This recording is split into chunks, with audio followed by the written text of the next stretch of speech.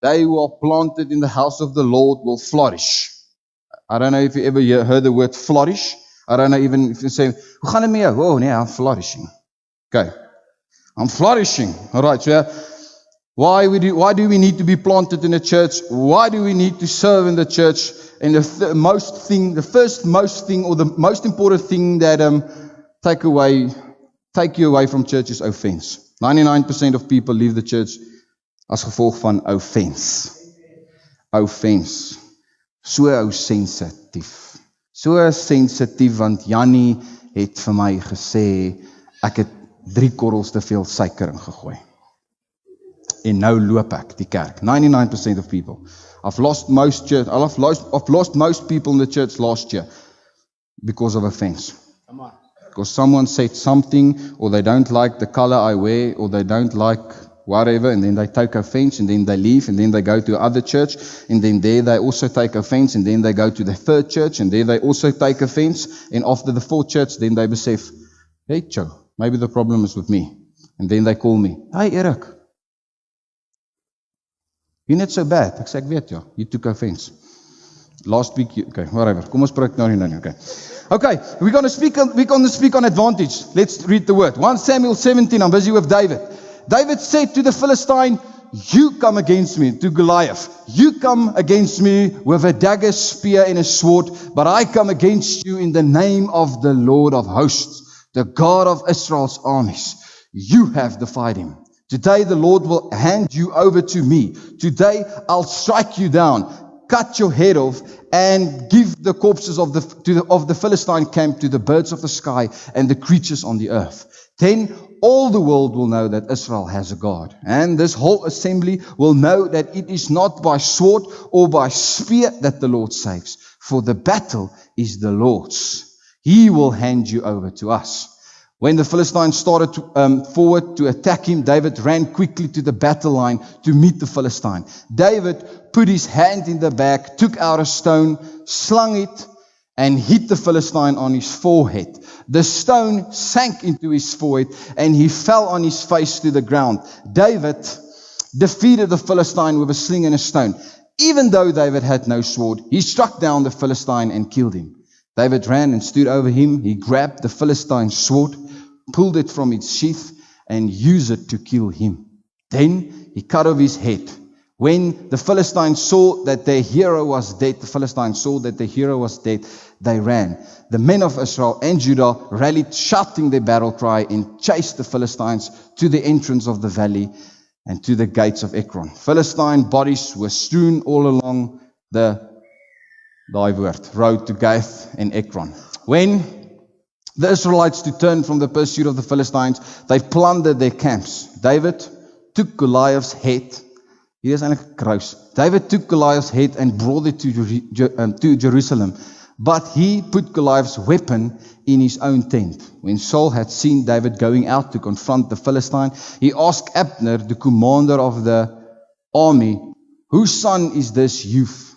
Abner, my king. As surely as you live, I don't know. Abner replied. The king said, find out whose son this young man is. When David returned from killing the Philistine, Abner took him and brought him before Saul with the Philistine's head still in his hand. Saul said to him, whose son are you, young man? Okay. Today I want to speak on you have an advantage. Your third weapon you can use to conquer your vision, to overcome the dream or whatever you have an advantage. The first point, know your advantage. That's the first point. David had an advantage over Goliath. David had an advantage over Goliath. But you see, the advantage was way more spiritual than tactical. The advantage David had was way more spiritual than tactical. You see, it wasn't David's technique with his slinger and a few stones that made him had a more advantage. It was his trust in God that gave him the advantage. His trust in God that gave him the advantage. You see, so instead of being caught off guard by Goliath's size and Goliath's strength, the advantage Goliath has over David, David immediately recognized it, proceed to identify the advantage he has with his slinger, with his faith in God. You see, every believer has an advantage over spiritual opposition, but very few of us is busy acting on it. Very few act on it. All of us in this place tonight has an advantage over spiritual opposition, but we don't act on it because we don't know our advantage. We don't need greater advantage. All we need at this stage is to know that you have an advantage. You have an advantage over spiritual opposition. You can go to the devil and say, listen, you devil, I am a child of God. I am no longer a slave of fear. And you will not take me down. You will do nothing to me because I have an advantage over you. But so few of us are acting on it. Every time the devil comes, we run away. Every time the devil stirs our house, or stir our marriage, or stir our relationships, or stir our finances, we run.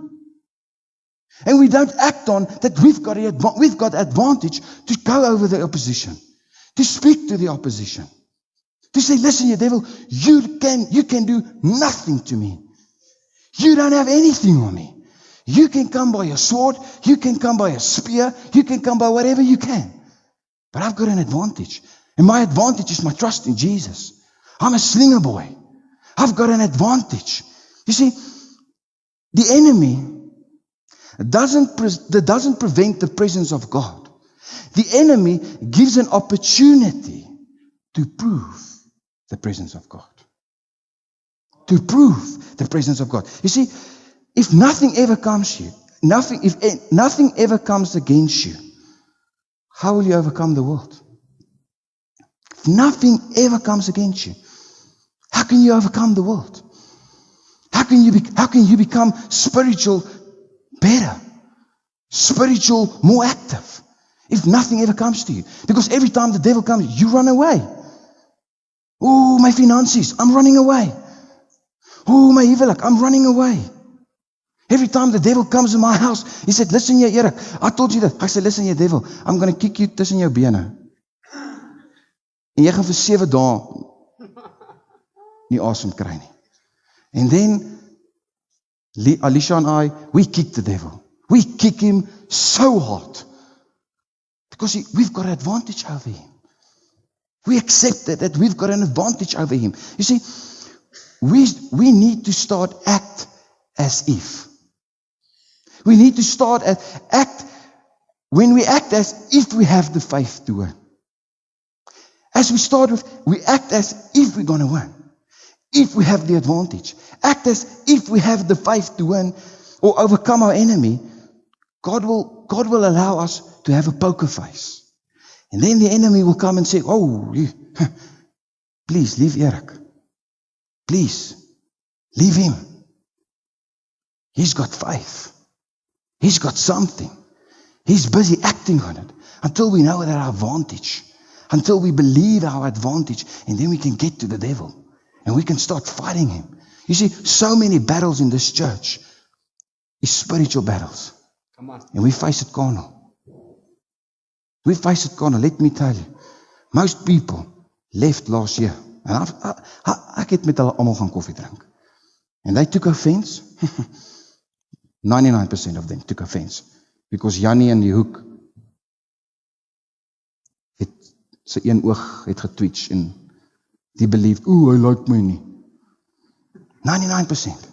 And the more I spent time with these oaks, the more Jesus said to me, listen, Erik, you've got a spiritual battle here, not a carnal. You've got a spiritual battle here. You've got the advantage. Take that spiritual battle. Take that spiritual battle again. And I went to the house and I went, every time I went in the presence of the Lord, I said, Jesus, please give me the advantage. Give me the advantage. Let me know my advantage. I have over the the enemy. The second thing, the second point is stop surviving and overcome. Stop surviving and overcome. You see, you know that it's a sin to just survive what God has called you to overcome.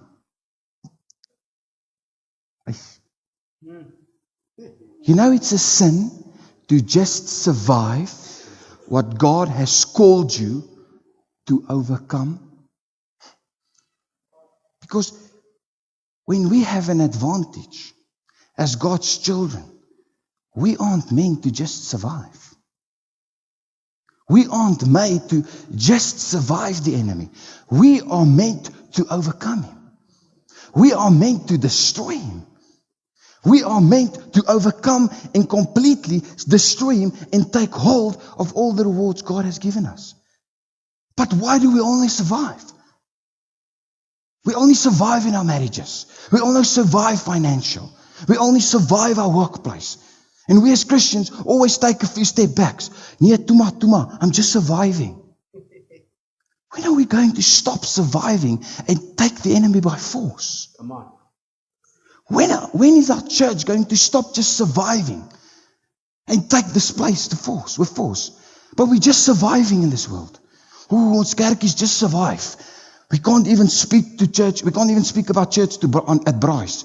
We can't go to somewhere and speak on church or Christianity because we just want to survive. When are we going to stop surviving and take things by force? Take the devil, win him, destroy him completely because we have the advantage. So please stop just surviving your marriage. Take your marriage by force. Come on. Say, listen here, devil, I'm fed up of fighting. I'm taking my marriage back. And you know what, devil? You give me back everything you've stole. Give it back. Stop surviving in finances. Elke maand. We're just making, elke maand. Nee, Erik, kan nie, ek het R250 op my rekening oor. I'm just surviving. Stop surviving and take the devil by hand. Say, listen here, devil, you'll never take me in my finances again. I want to do something. I want to give to the Lord. I want to give to the church. I want to give to people. I want to give to charity. I want to do things. And then things are happening. Things are moving. I want to tell a testimony and I don't want to, ek weet nie of ek gaan in die moeilikheid wees vir die testimony, maar is right. My little brother, he's nie meer little nie, he's bigger than me, but he's the youngest brother. Okay, my youngest brother. He was surviving his whole life. He was just surviving on money. He was a student. He was just surviving on money. Just surviving. Most of the time, bietjie sakgeld by my ma gekry en then that's his surviving mode. And he survived and survived and survived each time and every time. Some days he had no petrol to do whatever he wants, or food in his house. He was just surviving every time. And God spoke to him and said, listen, you can take the devil by advantage. You can take the devil. So he went to his bed, put all his money, I don't know, 20 rand or whatever, put it on his bed and said, okay, devil, I've got an advantage over you. The Bible says, if I will give, and I'll give, I'll prosper. And if I'll give and I'll trust in you, devil, you will never, ever attack me on my finances again. And he started giving to the church, his church in Potchefstroom. He started giving to his church every month. Sometimes there wasn't even 2-minute noodles for him to eat. So then he fasted, and then he prayed about it. But he went on doing it. 3 months later, he had an accident in Roodepoort when he was a matric. Some oak stole a car and ran over him with a car. Someone called him a procureur maatskappy. Phoned him and said, listen here, sir, are you Altus Boshoff? Yeah. You know what? Were you in an accident in 2016 or whatever, 2017? Yes. You know what? We did something for you. Yes, 1.2 million in your bank account. Boom. Come on. 1.2 million. And he took this 1 million and said, thank you, Jesus. I will not survive anymore. I will conquer this. And he took the 1.2 million, a tenth of it, give it to the church as well.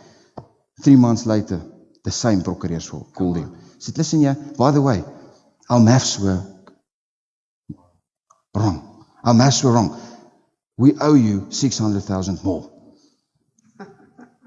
Now, Hy is die rietste, hy is seker die rykste in ons hele huisgesin.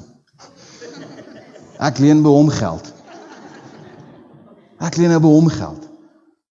And he was stopped surviving. He said, listen, Erik, I stopped surviving. I did something. I conquered it. You see, when David killed Goliath, he didn't just hit him with a rock. Once Goliath fell onto the ground, David went to him, drew his sword, and decapitated him with Goliath's own sword. Needless to say, we know exactly who won this fight. David, because he went to Saul with the king's soul, with Goliath's head in his hands. In his hands. Sorry, sy weet jy, maar ek sweet so. Okay. Ons moet duct tape kry. Kyk so. Dankie. Skrampet, ja. Ja. Wat hy weer. Ek is vir my hierdie ding. Dankie. You see, this was the contrast. This is way in contrast to the rest of the Israelites, who were struck in survival mode. They were only surviving Goliath. Every time Goliath came out and said, "Ho, ho, ho, ho," then the Israelites feared and went back. And then Goliath came out and said, "Oh, no, no," and then the Israelites just tried to survive, not to be dead. Just tried to survive this fight. David, however, on the other hand, he used this advantage as a child of God and killed Goliath. You see, so many people tonight are sitting here exact as the Israelites. We're only on surviving mode. We're just trying to survive our marriages, trying to survive our workplace, trying to survive our finances, trying to survive everything. We're in surviving mode. Some of us are even content with our salvation. Oh ja, I've got salvation. Ek het my handjies al in die kerk opgesit. I know Jesus. I've got a ticket that says I'll go to heaven. Now I'm fine. Now I can live accordingly. I can do whatever I want. I can go wherever I want. I can sleep with my girl, whatever. So I've got a ticket. Go to heaven. We're just on surviving mode. We never want to get better. We never want to move closer to God. We never want to change our hearts, change our things, change our ways, because we've got our ticket. And I'm on surviving mode. Thank you, Jesus, that I'm going to heaven. I praise you.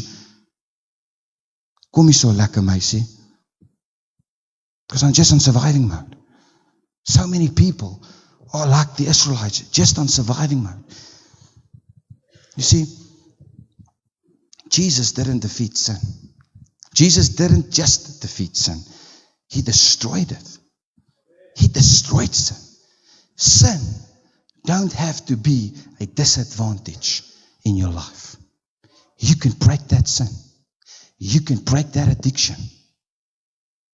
You can break the way of living. Jesus died on the cross for that.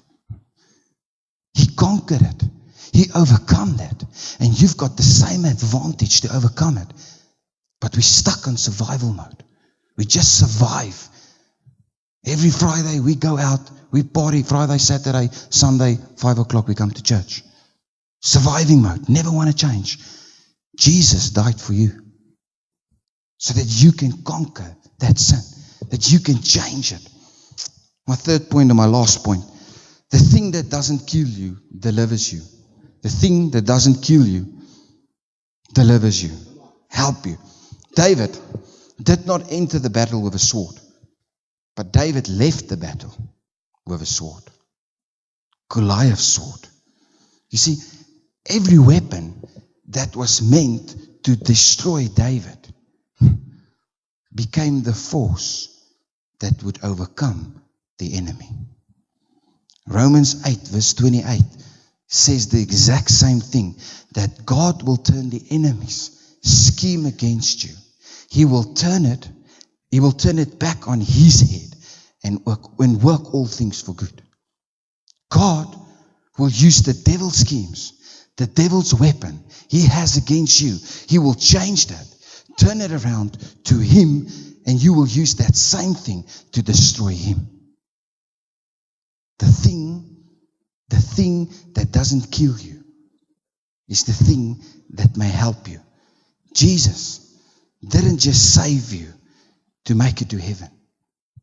Jesus died for you so that you could take back that territory. That you could take back the things the devil stole from you. Jesus didn't just die for you to make it to heaven. So many people says, oh, I just want to go to heaven. Om wat te doen? What do you want to do there? I don't want to go to heaven. Not now. I've got way more people to change. Way more things to do. Way more devils to fight. I don't want to go to heaven right now. One day, yes, definitely. Jesus didn't just make you to go to heaven. Family, Jesus made you to conquer your devil. To conquer the world. To take back territory on earth. It's time for this church to take back the territory. It's time for us to take back. We are not made to worship here every Sunday and laka, you go back. It's time to change this world. It's time to change Roodepoort, this area, the city. It's time to take back the territory.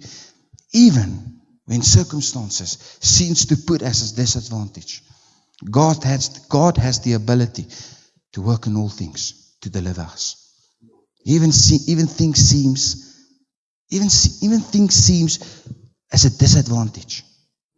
God can use that to conquer the world, to help you, to deliver you. 14 years after David killed Goliath, 14 years, David was on a mission. He was on a mission, but he didn't have any weapons. So he went to a priest called Amalek and asked for a weapon. The priest, Amalek, had only one weapon he could offer David. Take a guess. Goliath's sword. 14 years later. You see, perhaps, I believe with a good memory and a smirk on his face, David accepted that sword and said, wow, I remember how good God was. And accepted the sword. You see, the thing that looks like it will take you out today might be the thing God uses to deliver you in the future.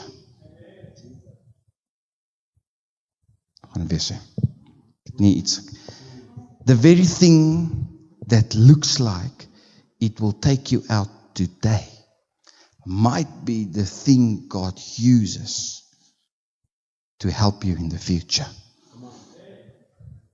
You see, because the children of God eternally have an advantage over the enemy. So I want to end off. Embrace the attacks of the enemy. Embrace the attack of the devil. Don't run away. Please don't run away. The devil is here, ready to kill, ready to destroy. Embrace that attack and believe that God will help you every time. Every time. Every time. Because you have an advantage over him. Amen.